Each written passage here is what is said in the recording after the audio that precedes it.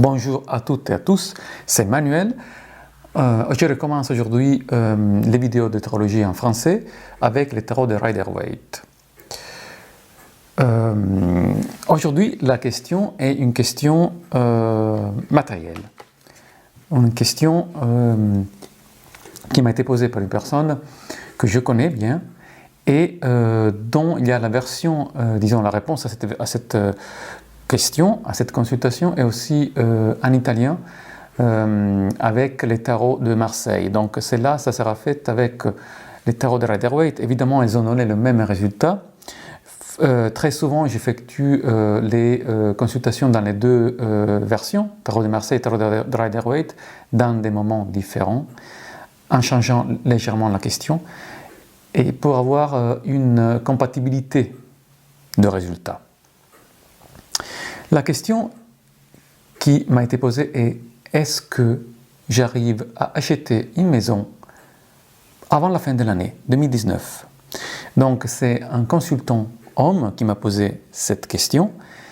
Il cherche une maison dans un endroit, disons, très prisé de France. Et évidemment, c'est très difficile d'avoir la possibilité d'acheter dans cette, disons, dans cette région. Et la raison est qu'il n'y a pas beaucoup de maisons disponibles. Quand ils le sont, ils sont très chers.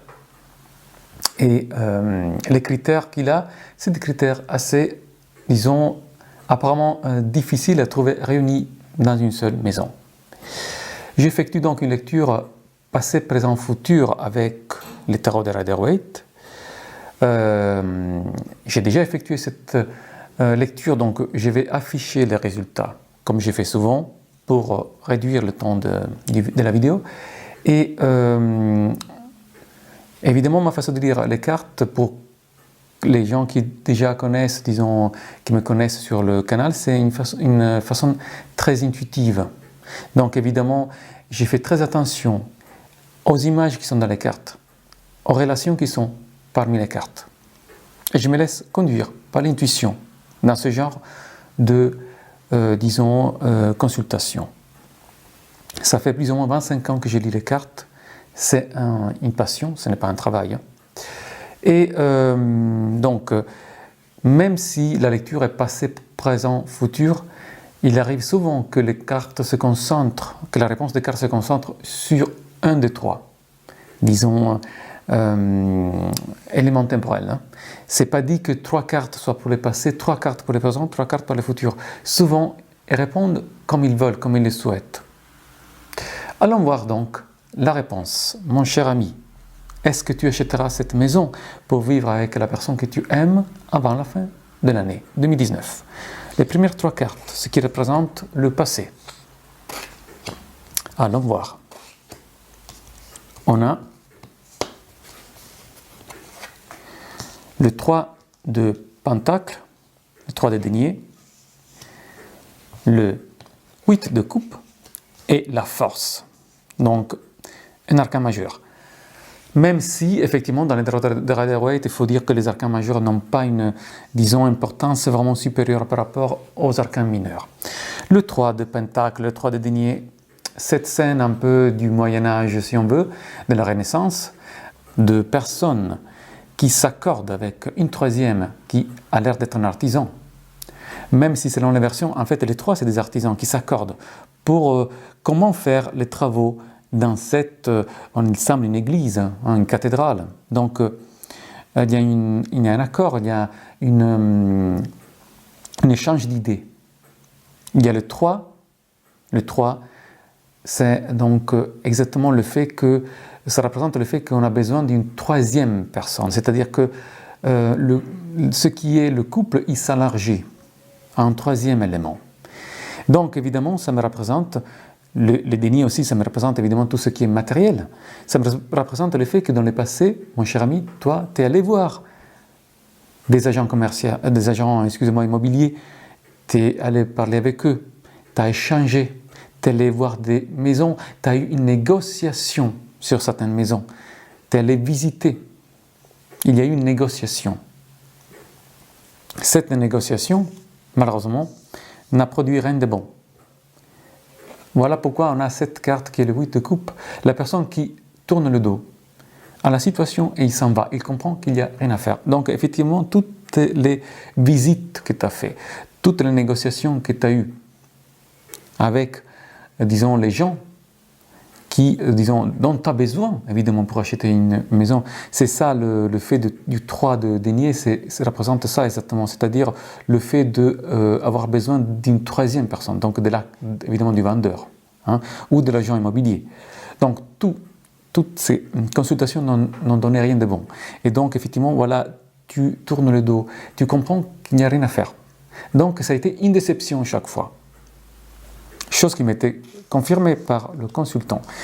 La force, comme dernière carte, me représente le fait qu'il faut tenir bon, qu'il faut, disons, gérer les instants. Que donc, effectivement, les résultats, chaque fois que vous alliez voir une maison, chaque fois que vous allez faire une visite, c'était de laisser perdre, il y avait une grosse déception, et par contre, il fallait garder toujours disons, le contrôle des instincts, il fallait toujours garder la force, c'est-à-dire en quelque sorte la motivation, la détermination. Il faut être déterminé. Ce que vous avez bien compris, l'achat de cette maison n'est pas quelque chose de simple. Allons voir le présent. Le 7 de denier. Le monde. Et comme troisième carte, le 8 de bâton. Donc, le 7 de denier, évidemment, comme vous pouvez voir dans cette image, il y a un garçon qui attend que les monnaies, en quelque sorte, mûrissent sur cette plante. Donc, en quelque sorte, il attend que le fruit de son travail, le résultat de son travail. Donc, c'est l'attente. Ce qui m'a été confirmé par le consultant, parce qu'en ce moment, il ne fait pas de visite. Donc il attend que le temps soit meilleur, il attend d'avoir le résultat, il attend d'avoir que, enfin, une monnaie, il se détache des autres, elle tombe par terre, donc en quelque sorte que le fruit soit mûr pour être cueilli, disons. Donc le monde, comme deuxième carte, me représente, évidemment quand c'est un final de carte, le monde c'est la réalisation complète, l'aboutissement. Mais c'est au milieu. Donc ça veut dire qu'en fait cette femme qui cherche à danser, elle est bloquée. Donc c'est une attente bloquée. Donc effectivement, il n'y a pas de mouvement en ce moment dans cette recherche de maison. Ce qui m'était confirmé parce qu'effectivement, comme je disais avant, le consultant ne fait plus de visites, il ne croit pas vraiment, il attend. Tu es en attente. Et il faut attendre parce qu'effectivement, c'est ça qui m'est confirmé par le 7 de denier, il faut attendre. Il faut attendre. On rappelle que le monde, c'est la dernière carte des arcanes majeurs. Il faut attendre qu'un cycle aboutisse. Donc effectivement, il faut attendre que la saison, on peut dire, termine. On est en avril, donc peut-être, on vient de démarrer le printemps, peut-être il faut attendre la fin du printemps, en quelque sorte la fin d'un cycle.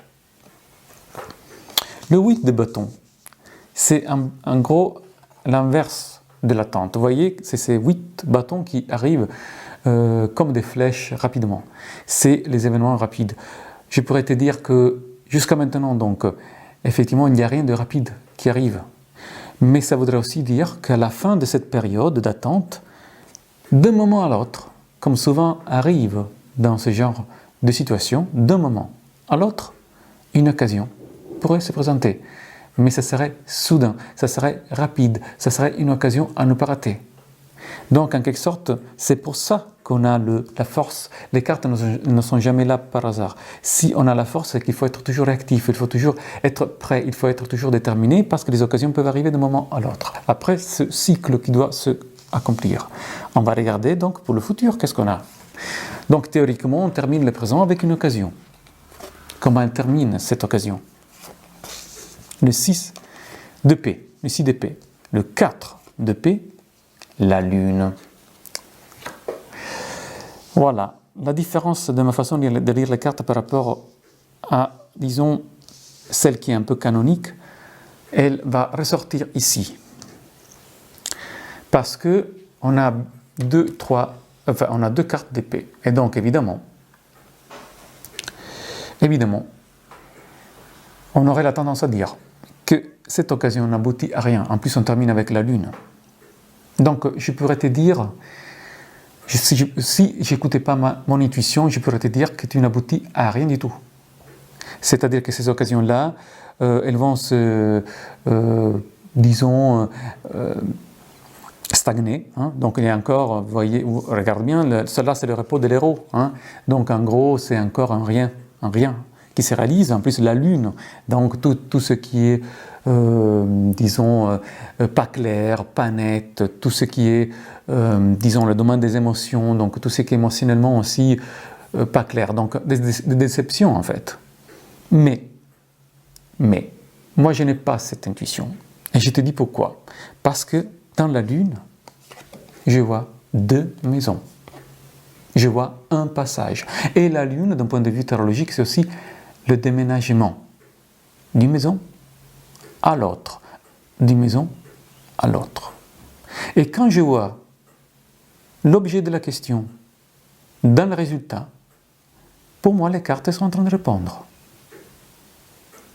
Et alors, comment j'interprète ces 2 cartes qui, théoriquement, c'est des cartes négatives, même si le 6 d'épée n'est pas vraiment une carte négative. Le 6 d'épée, c'est le voyage sur une mer, ou disons, de l'eau qui est calme, qui est faite, ce voyage est fait par une femme, son enfant, et celui qui conduit le bateau. C'est pour rejoindre quelque chose. Les 6 épées représentent effectivement une douleur. Mais c'est pour aller là où on a moins de douleur, pour aller à être mieux. Est-ce que vous voudrez dire aussi que c'est un voyage qu'on doit faire, disons, pour aller voir la maison? Est-ce que ça peut signifier qu'il y ait une visite, qu'il y ait un cours suite à cette occasion? Pourquoi je te dis ça? Parce que tu cherches une maison sur la mer, avec pas loin de la mer, et moi j'ai de l'eau. Est-ce que ce sera une maison pas loin de l'eau, où ces gens veulent aller pour être mieux? Et celui qui conduit les bateaux pourrait être l'agent immobilier, qui vous conduit.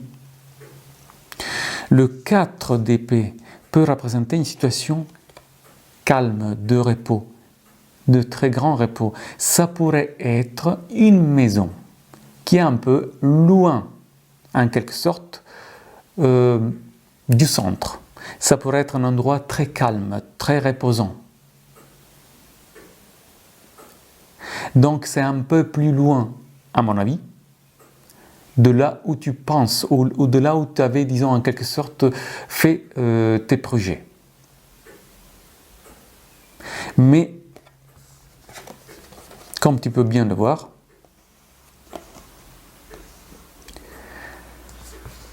c'est ce passage qui se prépare, ce passage d'une maison à l'autre. Donc moi, j'ai tendance à te dire, en regardant ces 3 cartes, que suite à un appel soudain, il est probable que tu sois amené à aller faire une visite dans un endroit qui est très calme, qui est très paisible et qui pourrait te restaurer. Le 4 d'épée.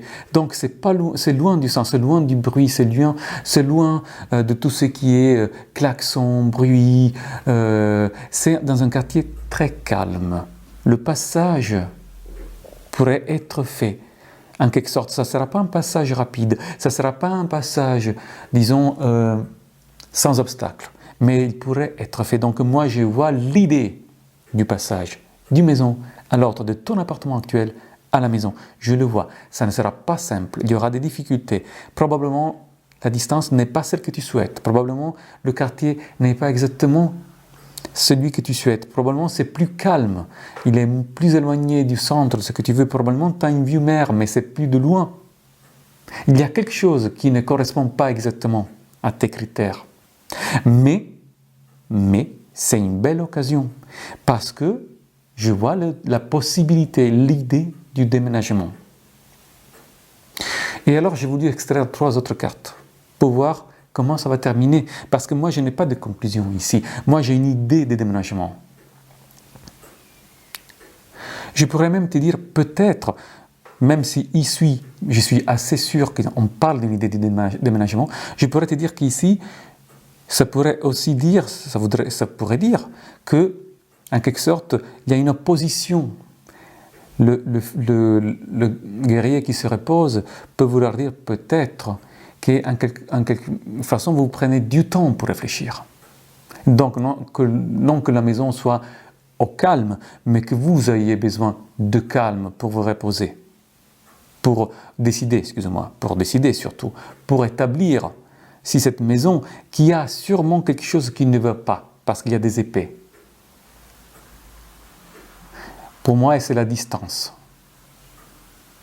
Voilà, c'est ça que je pense. Mais vous prenez du temps, un peu de temps pour réfléchir, ou en quelque sorte, il y a effectivement une sorte d'obstacle. Voilà pourquoi on a la Lune.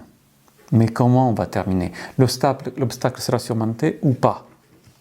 Donc j'ai décidé d'extraire 3 cartes encore. Le Soleil, le Pape, le 3 de coupe. Je les mets là. Le Soleil, le 3 de coupe, c'est 3 personnes qui fêtent un événement. Le Pape, c'est la communication, c'est aussi le contrat. Et le Soleil, c'est la joie. Être sous le soleil, c'est une belle maison au soleil. Donc moi je pense que tu vas probablement signer et que tu vas être heureux, que tu vas fêter l'achat de cette maison. Je pense que vous prendrez sûrement du temps. Et ça je le dis pour le 3 d'épée, mais surtout pour la Lune. Il y aura du temps de réflexion. Mais cette occasion qui se présente soudainement, pour moi c'est une bonne occasion. Vous allez y réfléchir, vous allez surmonter les obstacles, qui peuvent être des obstacles au niveau mental. Donc il y a quelque chose qui ne vous plaît pas, de la position par exemple, ou des obstacles aussi matériels. Mais vous allez les surmonter. Et je pense que vous allez fêter l'achat de cette belle maison, pour pouvoir vivre en joie votre début de famille. Je vous souhaite une très bonne soirée. Et à bientôt, Manuel.